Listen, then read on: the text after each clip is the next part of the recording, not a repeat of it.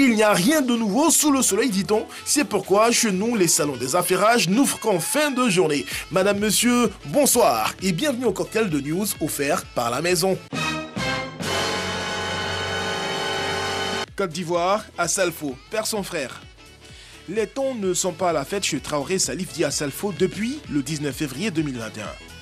Le lead vocal de Magic System a en effet perdu son frère aîné. Celui que le chanteur désigne comme son confident, son homme de confiance, son complice, son voisin de chambre des moments difficiles, était un émérite bassiste. Au dire du Gao magicien, c'est Alson Barrett qui a emmené la musique à lui. Tu as décidé de m'abandonner pour l'éternité. Regrette-t-il? Toutes nos condoléances à Salfo. Courage, le Gao magicien, courage, restez fort. Burkina Faso, le Faso d'Anfani désormais labellisé.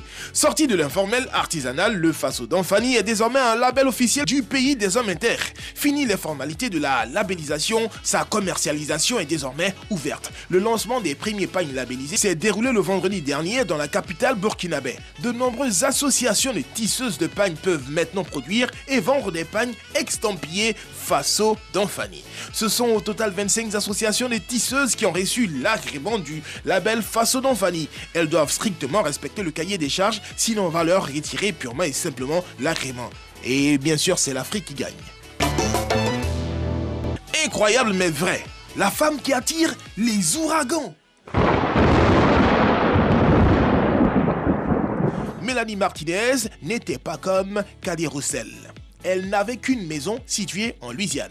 Mais l'ouragan Betsy l'a détruite en 1965. Ensuite, ce fut au tour des ouragans Juan en 1985, puis George en 1998 et Katrina en 2005 de détruire ses remplaçantes successives. Comme dans une belle histoire américaine, Martinez fut sauvée par la télévision. Sa maison en banlieue de la Nouvelle-Orléans fut choisie pour une opération type « Je construis et pimpe ta baraque ». Mais...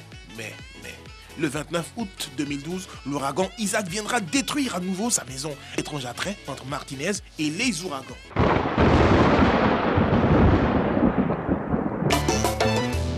Et ben voilà, on l'a dit, au bout de la patience, il y a le ciel.